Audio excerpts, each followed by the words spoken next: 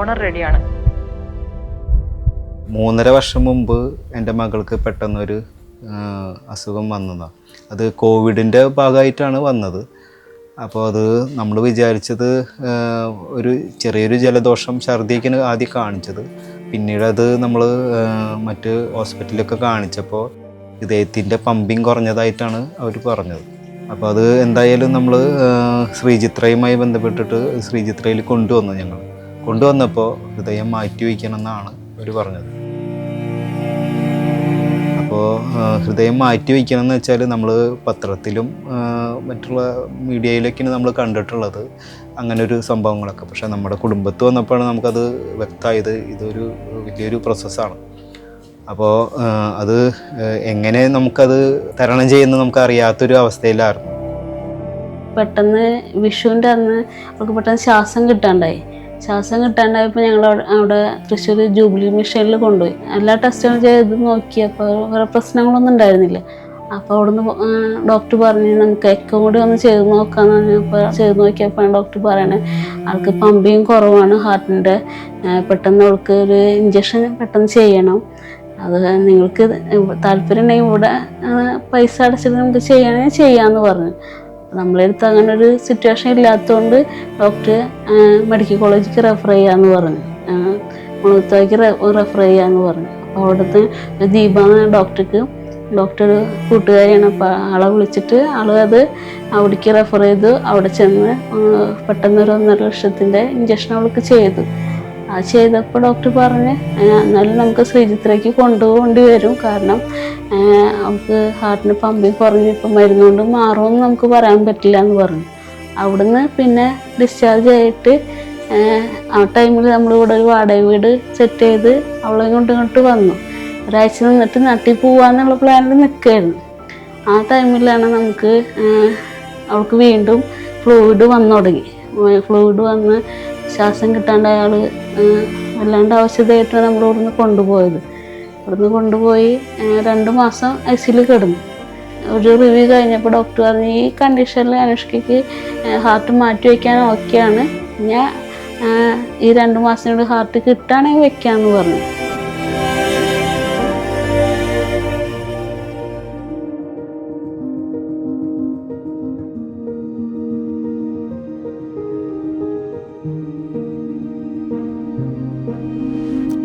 ചിത്രയിലത്തെ ഡോക്ടേഴ്സിൻ്റെ നിർദ്ദേശപ്രകാരം ഞങ്ങൾ എത്രയും പെട്ടെന്ന് മാറ്റി വയ്ക്കേണ്ട ഒരു കാര്യം പറഞ്ഞ കാരണം ഞങ്ങൾ കേസോട്ട മുഖേന ഹൃദയം രജിസ്റ്റർ ചെയ്തു. അപ്പോൾ മറ്റുള്ള ഹോസ്പിറ്റലൊക്കെ ഞങ്ങൾ ചോദിച്ചായിരുന്നു, പക്ഷേ അത് 25-30 ലക്ഷം രൂപയാണ് അവർ പറഞ്ഞിട്ടുണ്ടായിരുന്നത്. പക്ഷേ നമുക്ക് ആ ഒരു വലിയൊരു പൈസ നമുക്ക് സ്വരൂപിച്ചെടുക്കാൻ വല്ലാത്തൊരു പാടില്ലായിരുന്നു. അപ്പോൾ ഹൃദയം ലഭിക്കുന്നതിനാട്ടി മുന്നായിട്ട് SHAയുടെ നമ്മുടെ മാഡം സാറൊക്കെ വന്നിട്ട് ഞങ്ങളോട് പറഞ്ഞു, നിങ്ങൾക്ക് സാമ്പത്തികമായിട്ടുള്ള പ്രശ്നങ്ങളൊക്കെ ഞങ്ങൾക്ക് അറിയാം, നിങ്ങളെ സഹായിക്കാൻ ഞങ്ങളുണ്ടാകും, നമുക്ക് ഹൃദയം എന്നാണ് നമുക്ക് കിട്ടുന്നത്, അപ്പോൾ അതിന് വേണ്ടിയിട്ടുള്ള എല്ലാ തയ്യാറെടുപ്പും നിങ്ങൾ ചെയ്തോളൂ, ഞങ്ങൾ പിന്നിലുണ്ടാവുമെന്ന് പറഞ്ഞു.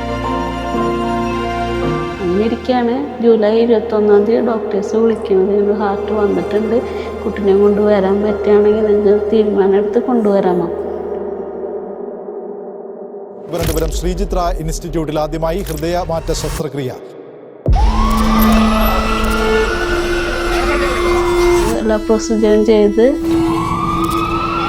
പുലർച്ചെ 4 മണിയോടുകൂടി തിയേറ്ററിൽ കയറ്റി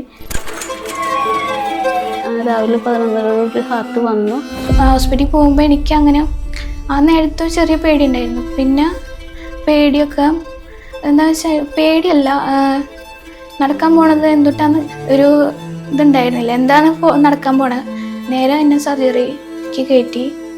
പിന്നെ നടന്ന കാര്യങ്ങളൊന്നും എനിക്കൊരു ഓർമ്മയില്ല ശരിക്കും പറഞ്ഞു.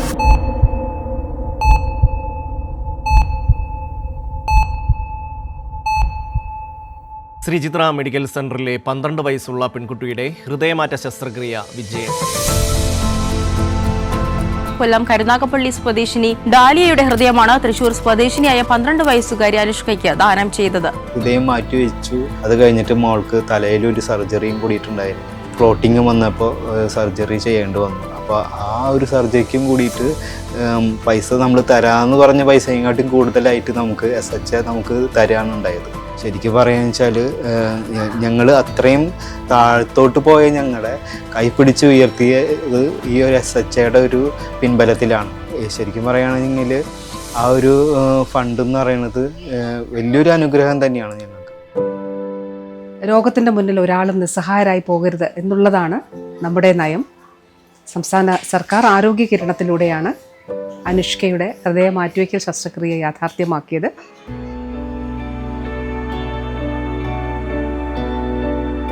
ഈ കാര്യം പറയുന്നത് ഒരുപാട് പേർക്ക് രോഗത്തിൻ്റെ മുന്നിൽ നിസ്സഹായരായി പോയേക്കാവുന്ന, പ്രതിസന്ധിയിലായി പോയേക്കാവുന്ന ഒരുപാട് പേർക്ക് ഇത് പ്രയോജനപ്പെടട്ടെ എന്നുള്ളത് കൊണ്ടാണ്.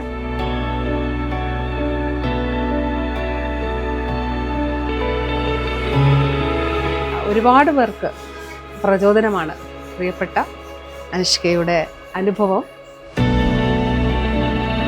ഒരു ചിത്രകാരിയാകണം എന്നുള്ളതാണ് അനുഷ്കയുടെ ആഗ്രഹം. ആ മകൾ വളരെ സന്തോഷത്തോടെ അവളുടെ സ്വപ്നങ്ങളെ പിന്തുടരുന്നതിന് വേണ്ടിയിട്ടുള്ള പുതിയ യാത്ര ആരംഭിച്ചിരിക്കുകയാണ്.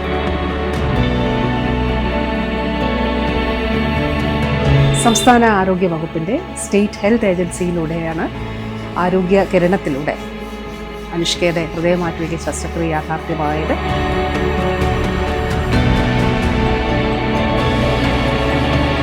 തീർച്ചയായിട്ടും എല്ലാ നന്മകളും നേരുന്നു. എപ്പോഴും പുഞ്ചിരിച്ചുകൊണ്ടിരിക്കട്ടെ കേട്ടോ. ഈ മുഖത്ത് എപ്പോഴും പുഞ്ചിരി മാത്രം ഉണ്ടാവട്ടെ.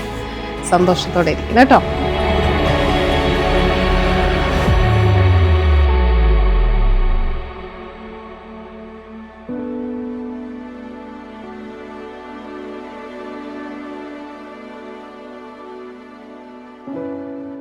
കേരളത്തിലെ 18 വയസ്സിന് താഴെയുള്ള കുട്ടികൾക്ക് സൗജന്യ ചികിത്സാ പരിരക്ഷ നൽകുന്നതിനു വേണ്ടി സംസ്ഥാന സർക്കാർ സ്റ്റേറ്റ് ഹെൽത്ത് ഏജൻസിയിലൂടെ നടപ്പിലാക്കുന്ന പദ്ധതിയാണ് ആരോഗ്യ കിരണം.